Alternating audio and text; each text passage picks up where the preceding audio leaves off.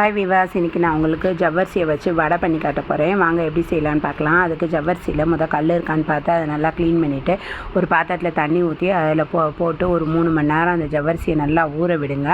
ஜவ்வரிசி நல்லா 3 மணி நேரம் ஊறினதுக்கப்புறம் அதை கழைஞ்சி தனியாக ஒரு பவுலில் எடுத்து போட்டுக்கோங்க. போட்டு அது கூடவே கொஞ்சம் அரிசி மாவு போட்டுக்கோங்க.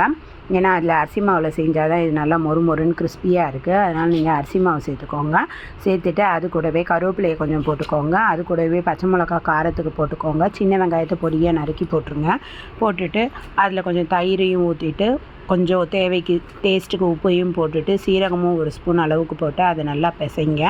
அது கொஞ்சம் ஒட்டாத மாதிரி தான் வரும். கொஞ்சம் பிசைய நல்லா அது ஒட்ட ஆரம்பிச்சிடும். அது நல்லா வடை மாவு பதத்துக்கு வந்ததுக்கப்புறம் ஒரு பாத்திரத்தில் எண்ணெய் ஊற்றி அதை நல்லா தட்டி போடுங்க.